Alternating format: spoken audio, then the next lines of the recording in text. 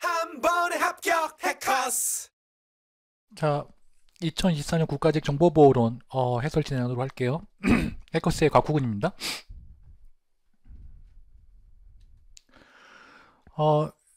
1번에 사용자 A가 사용자 B에게 보낼 메시지에 대한 전자서명을 생성하는 필요한 키는 이거는 너무 쉬운 문제 중에 하나였어요.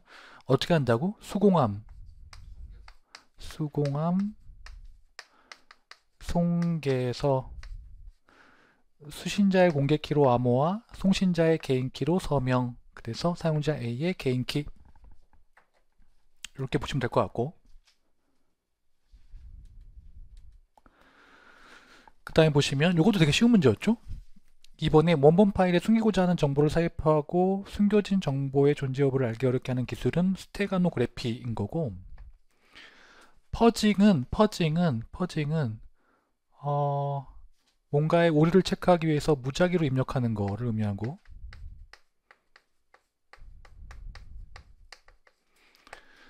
스캐닝은 뭐 포트나 IP 스캐닝 같은 걸 얘기하고,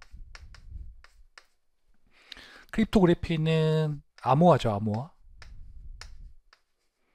암호화를 얘기하고 있는 거고,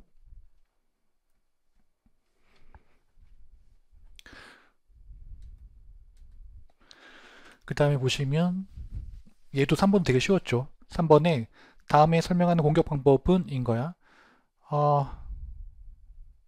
전체적으로 난이도가 중하였어요. 중하였어요. 킬러 문제도 없었고 다 어디선가 본 듯한 그런 거잖아요. 아예 손을 못 댈 정도는 아니었고, 그 얘기를 하고 있는 거고. 자, 3번에 다음에 설명하는 공격 방법은 재존속 공격 같은 경우에는 내가 아이디 패스워드를 도청하고 있다가 그걸 다시 사용하는 공격인 거고, 무차별 대입 공격은 가능한 조합을 다 해보는 거고, 중간자 공격은 뭐 ARP 스푸핑 같은 애들이죠.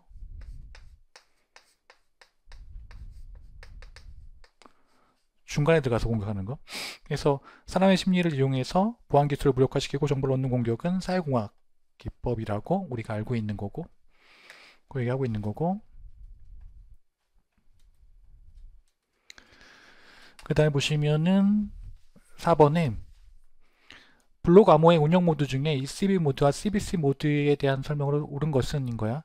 1번에 ECB 모드는 블록의 변화가 다른 블록에 영향을 주지 않아. 블록의 변화가 다른 블록에 영향을 주는 건 아닌데, 그렇다고 안전하진 않죠. 재전송 공격 같은 경우에 많이 공격을 당하고. 3번에 CBC 모드의 블록의 변화가 이전 블록이 아니라 이후 블록에 영향을 주므로 패턴에 추적하기 어렵다라는 거고, 4번의 CBC 모드는 암호할 때 이전 블록의 결과가 필요하다.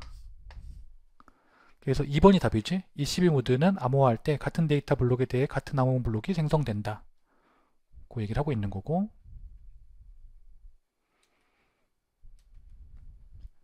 5번. 말도 안 되는 문제가 나왔죠. 컴퓨터 보안의 3요소가 아닌 것은, 확장성은 들어보지 못한 쓸데없는 기밀성, 무결성, 가용성. 확장성 없는 얘기고.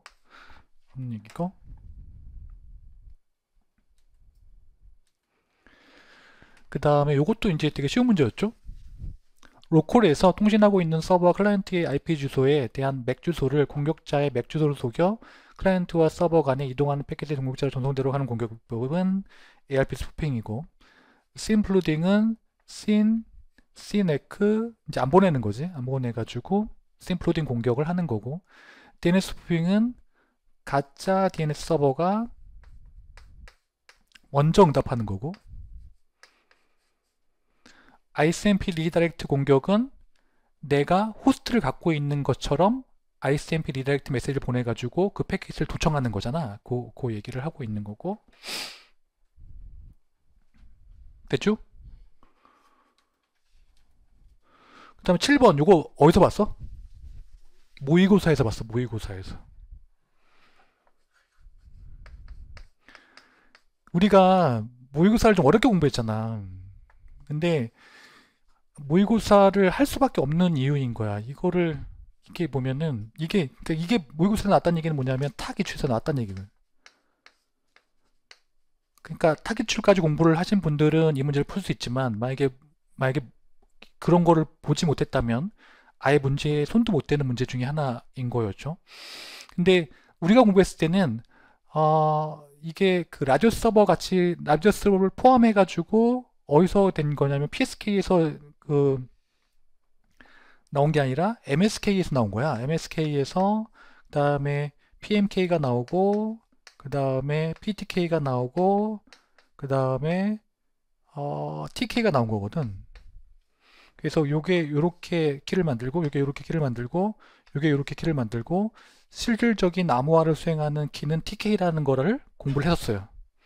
그거랑 빗대서 봤을 때 이거는 지금 80.11i에서 지금 MSK를 얘기하는 게 아니라 그냥 PSK는 뭐냐면 그냥 그 스테이션이랑 그 다음에 AP랑 그 두 개를 얘기하는 거야.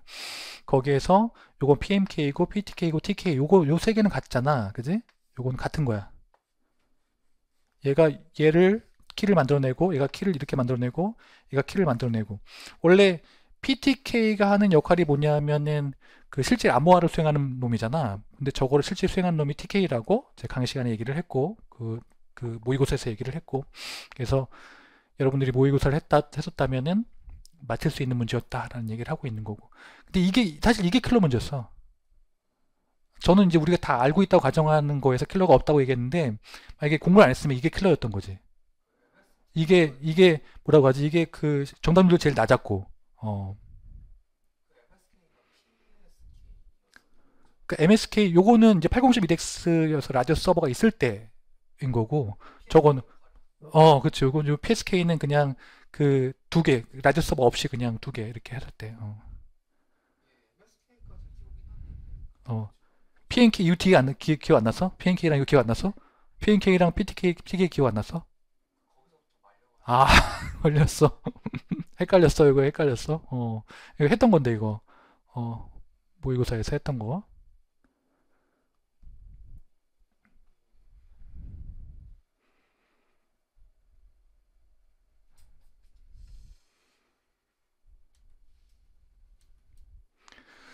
자, 그리고 8번. 요것도 했었지. 요것도 보시면 8번에 CC의 보증 요구사항에 해당하는 것은 보증 요구사항이 뭔지 중요하지 않아. 우리가 외운 건 뭐야? 기능 요구사항이야. 실제 기출에서 나왔던 거고. 기능 요구사항을 외웠다면 1번이 아니라는 거를 충분히 알 수 있었다. 그쵸, 그쵸, 그쵸.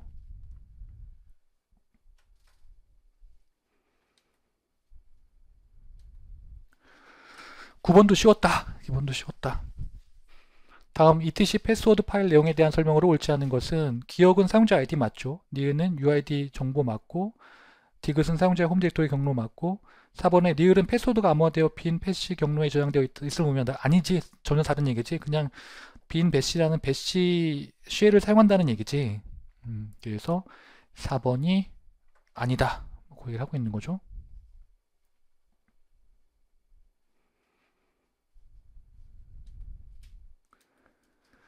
그 다음에 10번도 했었지. 10번도 보시면 리눅스에서 설정된 유메스크 값이 0, 2, 7일 때 생성된 디렉토리 기본 접근 권한으로 옳은 것은 인 거야.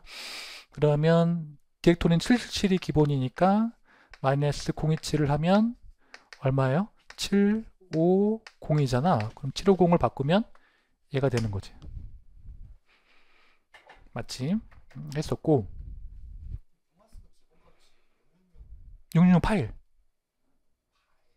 666은 파일 666은 파일 777은 디렉토리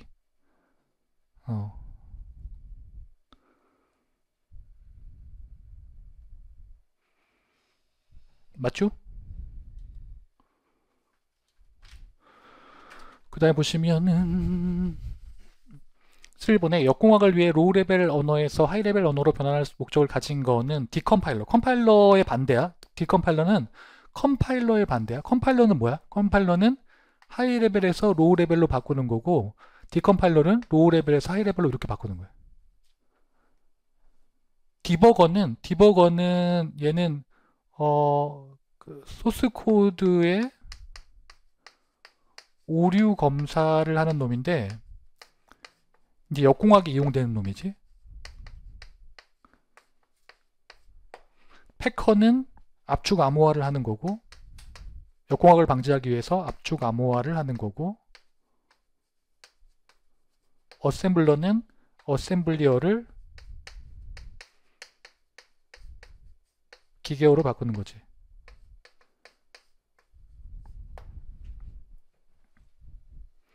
됐어요? 됐나요?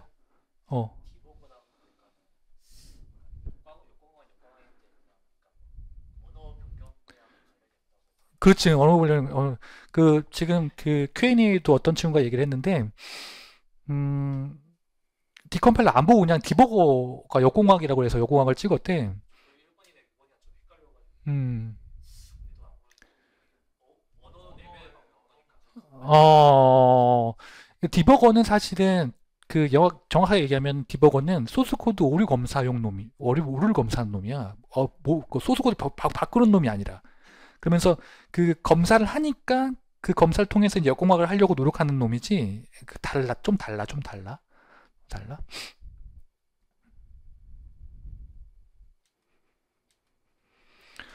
요것도 쉬웠죠. 요것도 보시면 12번에 위험평가 방법에 대한 설명으로 옳지 않은 것은 인 거야.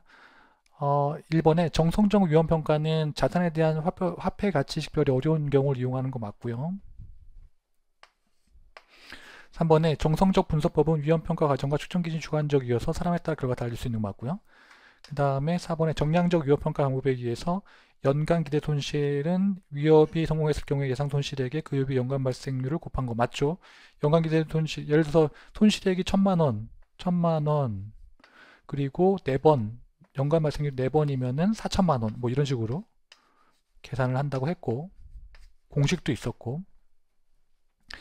2번이 뭐 들렸어? 정량적 분석법에는 델파이, 시나리오 순위 결정법, 브레인스토밍 등이 있다. 정량적이 아니라 정성적이죠. 델시 순질 부스퍼 외웠죠? 델시 순질 부스퍼.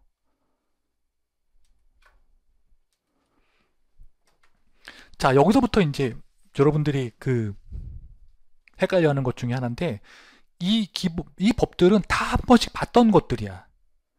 다 봤던 것들인데 문제는 여기에서 첫 번째는 이제 외웠으면 당연히 맞출 수 있는 건데 만약에 못 외웠으면 거슬리는 애를 찾아내면 되는 거야. 뭐가 거슬릴까? 봐봐. 13번에 개인정보보호법 제30조의 개인정보 처리 방침의 수립 및 공개에 따라 개인정보 처리자가 정해야 하는 개인정보 처리 방침에 포함하는 사항이 아닌 것은 처리 목적 당연히 포함되겠지? 처리 보유기한 포함되겠지? 정보 주체와 법정 대리인의 권리 의무 및 그 행사 방법에 관한 뭐 이상한 그런 게 없지? 그러면 4번에 개인정보 처리자의 성명 또는 개인정보에서 활용하는 부서의 명칭과 전화번호 연락처라고 보시면은 얘는 아예 없는 내용이고요. 개인정보 처리자의 성명 저거는 있지 않아요. 그런 거에 한 번도 포함된 적이 없어. 개인정보 보호 책임자야. 이게 어떤 차이가 있냐면 개인정보 처리자인 예를 들어서 카카오가 개인정보 보호 책임자를 임명해서 그 사람에게 뭔가를 맡기는 거란 말이야. 그래서 완전 달라.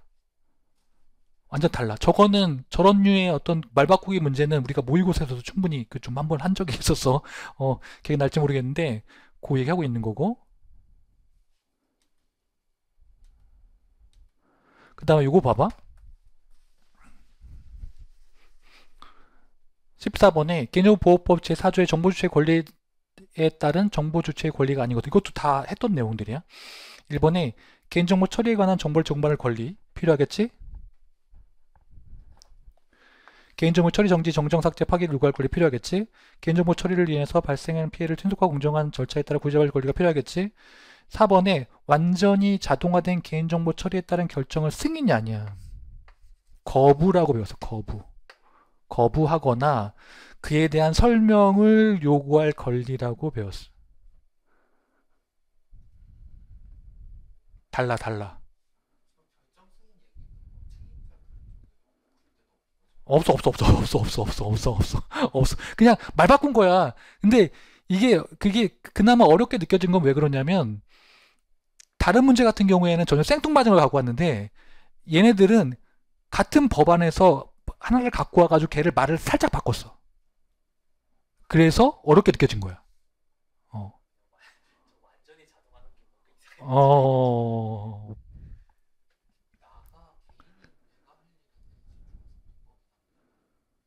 어, 볼까? 어. 완전히 자동화되면 맞아. 개인정보 처리에 따른 결정 거부, 이런 얘기 돼 있는 거야. 자, 그리고 요거 우리 했던 거지? 어떻게 외우라고? 이분보법. 이분보법. 연계보관성의 원칙이라고 외웠고요. 정당성의 원칙은 수집이 적법해야 된다는 얘기고, 재현은 재현할 수 있어야 된다는 얘기고, 무결성은 위조 변조가 되면 안 된다는 뜻이고, 되게 쉬운 문제였다. 되게 쉬운 문제였다.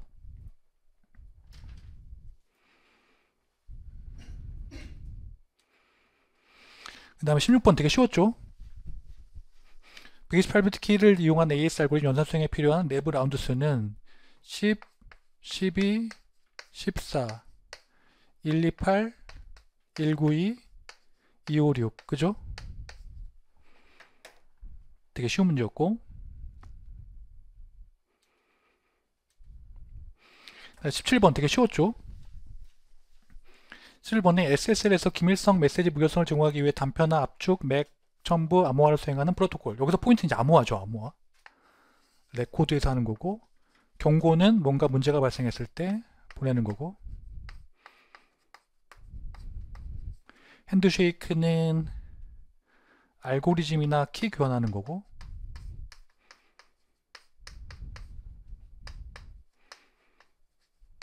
암호 명세 변경 프로토콜은 뭔가 암호 사양을 변경하려고 할 때 필요한 거라고 봤죠. 봤죠.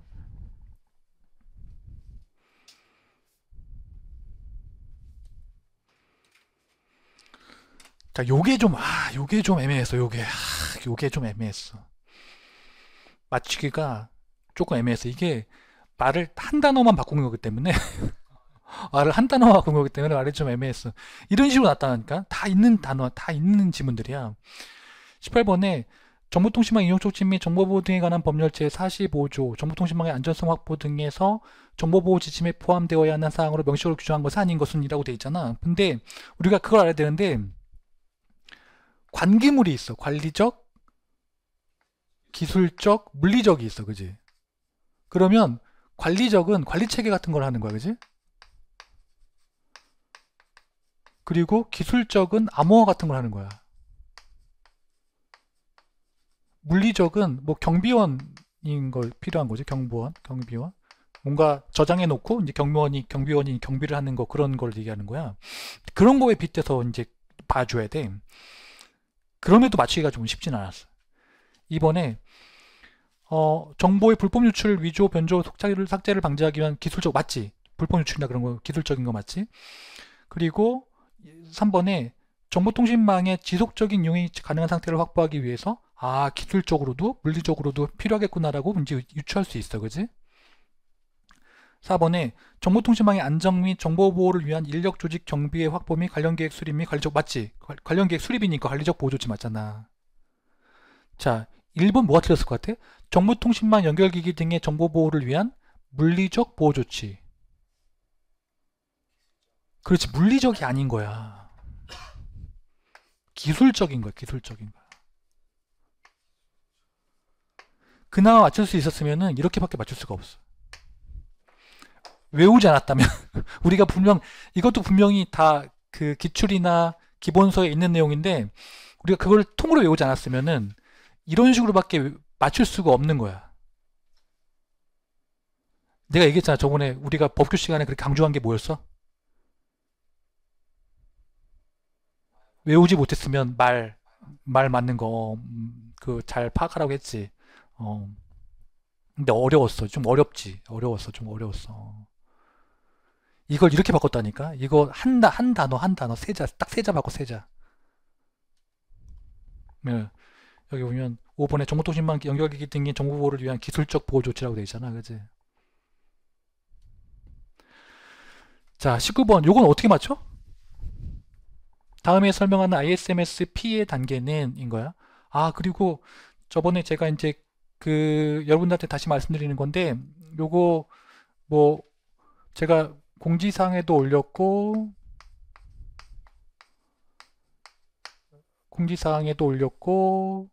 그 다음에 오프라인 친구들한테도 다 얘기했고 인 건데 ISMS-P가 102개 인증 기준 개수가 있었잖아.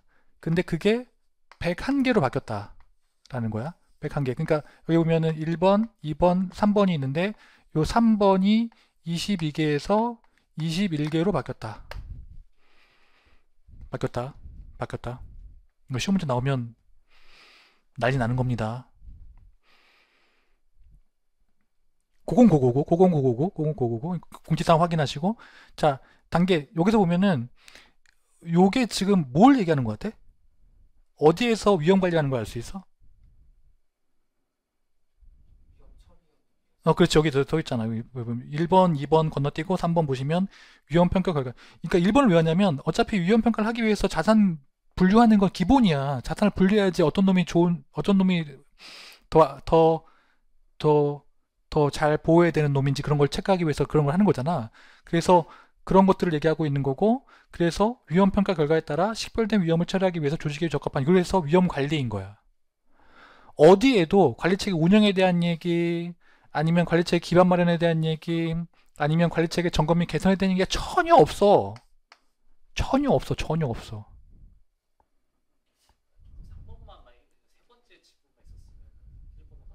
어.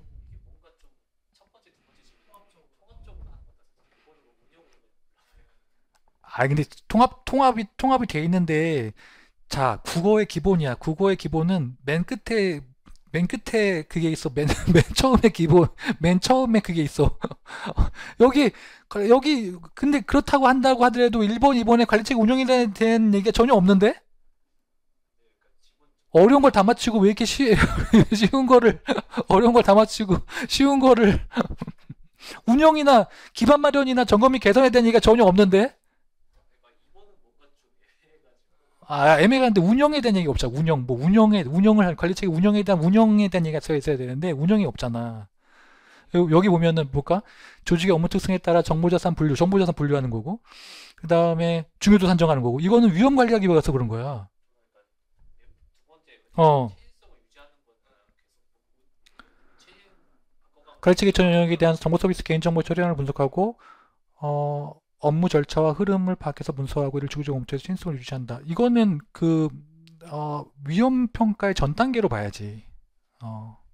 왜냐하면 최신성이나 그런 것들을 한다는 이유는 뭐냐면 내가 위험에 닥쳤을 때 어떻게 먼저 그런 것들을 처리할 것인가에 대한 얘기를 하고 있는 거잖아. 그 얘기를 하고 있는 거고.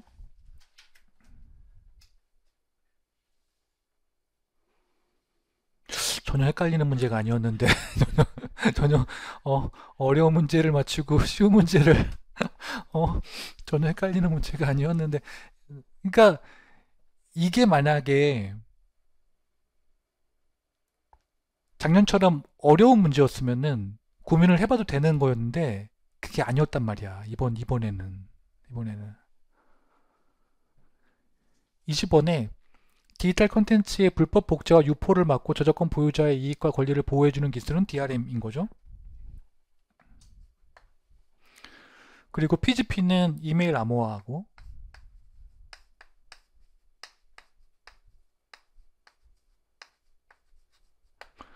그리고 IDS는 네트워크 장비, 수동적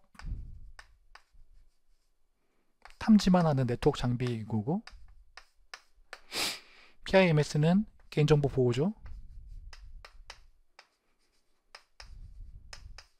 개인정보 보호 관리 체계를 의미하는 거고,